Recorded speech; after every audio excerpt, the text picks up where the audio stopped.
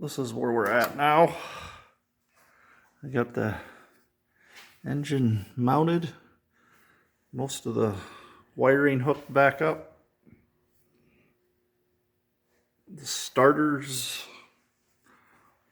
in, can't see it, it's underneath. Air conditioning compressors bolted back up. Let's see, I got the wiring all over the engine.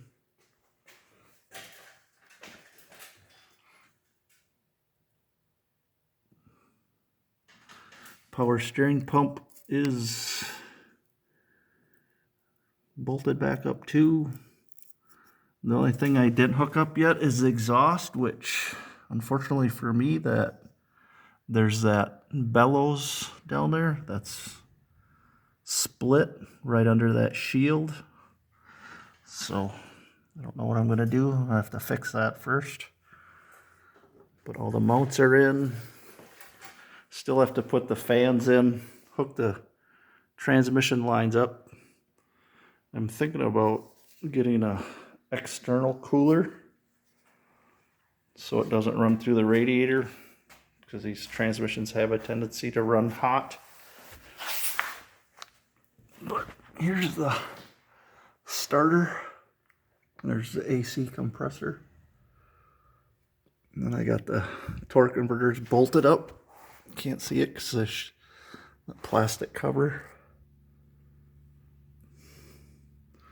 Got all the wiring hooked up underneath here. And there was a few wires back in here that I had to get. And like, that's for that rear oxygen sensor. I can't hook that up yet.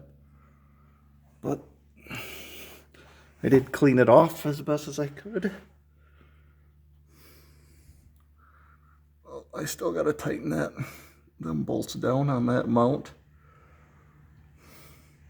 Did put some anti-seize on them just in case.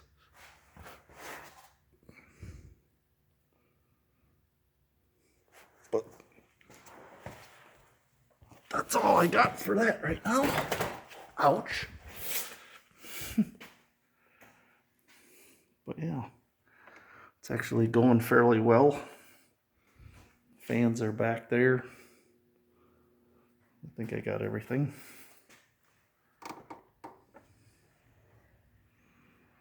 I'll go over it again once before to fire it up, to put the antifreeze back in and get some transmission fluid. This takes like a, I don't know what it is, like a synthetic that costs almost $10 a quart. Not looking forward to that. I still have some ground wires to hook up and some little mounts. And I guess the air box has to go in, and that's for the computer, which is actually in the air box.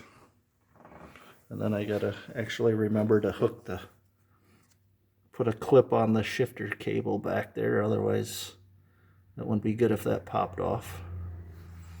But that's where I'm at right now with this one. Thanks for watching. Goodbye.